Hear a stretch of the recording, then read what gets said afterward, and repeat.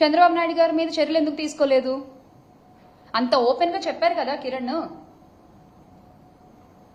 మీకు మహిళలంటే అంత అపారమైన గౌరవం ఉన్నప్పుడు ఆయన పేరు చెప్పారు కదా, వెంటనే చర్యలు తీసుకోవాల్సింది.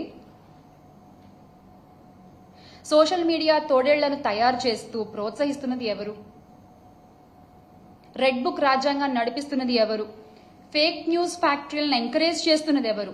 వ్యక్తిత్వ హననాలకి పాల్పడుతున్నది ఎవరు? ఈ టీడీపీ సైకోళ్లు, జనసేన తోడేళ్లు, వీళ్ళందరూ సృష్టికర్తలు అసలు ఎవరు? సార్, గౌరవ ముఖ్యమంత్రి చంద్రబాబు నాయుడు గారు, మీరు ఎలాగో సత్తా లేదు కాబట్టి పవన్ కళ్యాణ్ గారికి, ఇప్పటి పిఠాపురం పీఠాధిపతి మా పీపీపీ గారికి, ఆయన మిమ్మల్ని ఫాలో అవుతున్నారు. అదే జరుగుతోంది కదా. చంద్రబాబు నాయుడు గారి పేరు, లోకేష్ గారి పేరు చెప్పినప్పుడు వాళ్ళిద్దరి మీద కేసులు ఎందుకు పెట్టలేదు? దీని ద్వారా మీ మోడస్ ఆపరండి ఏంటన్నది బహిర్గతం అవుతోంది. మేము చెప్పట్లేదు, మీరు చేసే చేష్టల ద్వారా అది బహిర్గతం అవుతోంది. అసభ్యకర పోస్టులు, వికృత కామెంట్లతో ఒక ఆర్గనైజ్డ్ క్రైమ్ చేస్తూ సోషల్ మీడియాలో ఐటీడీపీ కార్యకర్తలు చెలరేగిపోతుంటే, మహిళల్ని కించపరుస్తూ వ్యక్తిత్వ హననాలు చేస్తూ కామెంట్లు పెడుతూ వాళ్ల మీద పడి విర్రవీగుతుంటే మీరేం చేస్తున్నారయ్యా అంటే స్టేజ్ పైన కామెడీ స్కిట్లు చేసుకుంటున్నారు.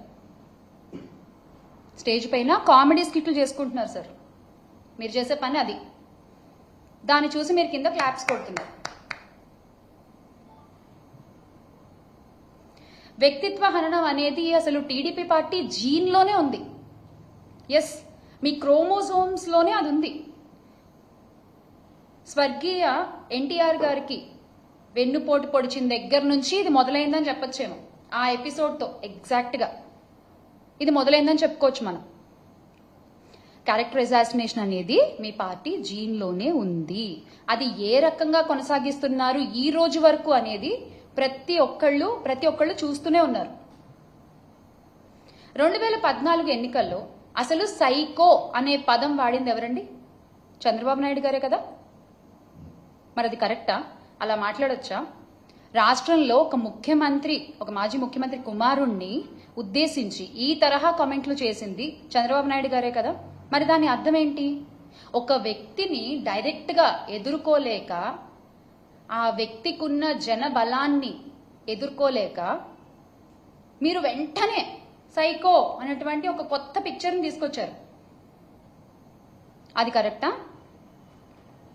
ఇక ఇప్పటి ఉప ముఖ్యమంత్రి మా పీపీపీ గారైతే, మా పిఠాపురం పీఠాధిపతి పవన్ గారు, ఆయన ఎన్ని సందర్భాల్లో ప్రజల్ని రెచ్చగొడుతూ వ్యాఖ్యలు చేశారు. వైసీపీ నా కొడకల్లారా అంటూ మాట్లాడారే ఆయన. మరి అది కరెక్టా?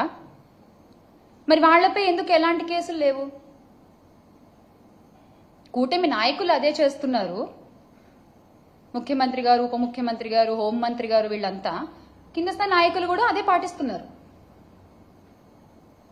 మిమ్మల్ని చూసే మీ సోషల్ మీడియా సైకోలు కూడా ఓ వాళ్ళంటే లేని ఏమైనా మేమంటే తప్పేంటని వాళ్ళు చేసుకొని వస్తున్నారు.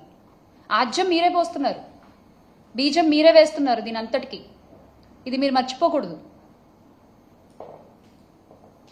మీకు చిత్తశుద్ధి ఉంటే టీడీపీ కార్యకర్తల సోషల్ మీడియా పోస్టులు, అరాచకాలపై మేమిచ్చిన ఫిర్యాదులపై ఏం చర్యలు తీసుకున్నారో చెప్పాలి అని మేము డిమాండ్ చేస్తున్నాం. We are demanding that. ఎన్ని ఫిర్యాదులు ఇచ్చాం? వాటి సంగతి అసలు ఏమైంది? కనీసం అసలు ఒకటన్నా చదివారా లేదా డస్ట్బిన్లో పడేశారా మీరు ఆ కంప్లైంట్స్ అన్ని? దాని గురించి మీరేం మాట్లాడరు. ఐటీడీపీ అనేటువంటి ఒక విష వృక్షాన్ని పెంచి పోషిస్తూ దాన్ని నడుపుతున్న లోకేష్ గారిపై ఎందుకు కేసు నమోదు చేయడం లేదు? మహిళలు, చిన్నారులు, వైఎస్ఆర్సీపీలోని నాయకుల ఇళ్లలోని ఆడవాళ్లని ఎవరిని వదిలిపెట్టకుండా ఐటీడీపీ వాళ్ళు టార్గెట్ చేస్తున్నారే, వాళ్ళని మీరు ఎందుకు ఎంకరేజ్ చేస్తున్నారు?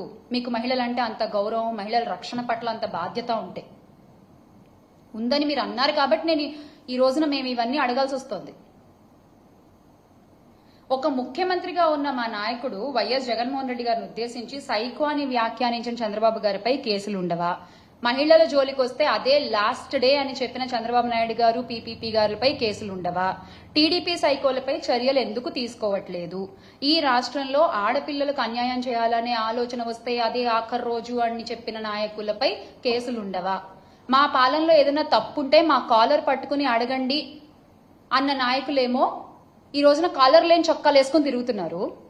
మహిళలపై అరాచకాలు చేసిన వాళ్ళేమో ఆ కాలర్ ఎగరేసుకుంటూ తిరుగుతున్నారు. వా, అసలు ఇది ఈ రోజునున్న పరిస్థితి.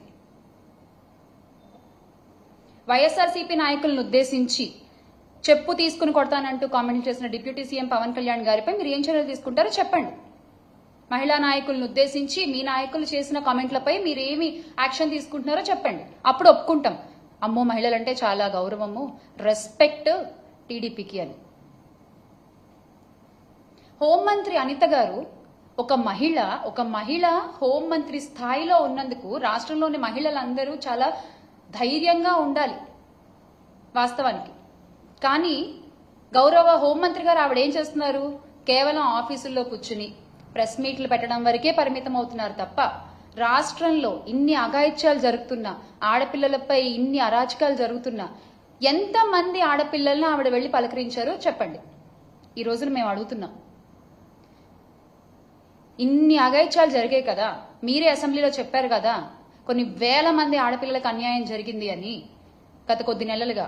మరి అందులో ఎంతమందిని ఆవిడ వెళ్లి పరామర్శించారు, ఆవిడ వెళ్లి పలకరించారు, నేనున్నాను అన్న ధైర్యం ఎంతమంది మహిళలకు ఆవిడ కలగజేశారు? అవేమీ ఉండవు. ఆర్భాటాలు మాత్రం ఏమీ తక్కువ ఉండదు. ఆవిడ బాధ్యత కాదా ఒక మహిళ అయ్యుండి? సోషల్ మీడియా సైకోలు ఇంత రకంగా పోస్టులు పెడుతుంటే ఆవిడ ఒక మాట చెప్పి ఆపలేరా దాన్ని? అలాంటివేమీ చేయరు. పోనీ మేము కంప్లైంట్స్ ఇస్తే ఆ కంప్లైంట్స్ ఏ స్టేజ్లో ఉన్నాయో వాటికి సమాధానం చెప్పరు. మేము మహిళల రక్షణ గురించి పోరాడుతుంటే దాని గురించి ఏమీ మాట్లాడరు.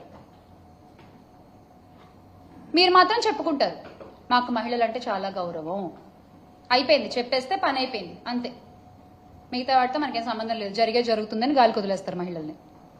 అరే వైఎస్ఆర్ కాంగ్రెస్ పార్టీ అధికార ప్రతినిధిగా నా పేరు అనౌన్స్ చేసినప్పటి నుంచి నాపై ఎన్ని అసభ్యకరమైన పోస్టులు పెట్టారండి సో కాల్డ్ ఐటీడీపీ హ్యాండిల్స్ లో, జనసేన హ్యాండిల్స్ లో.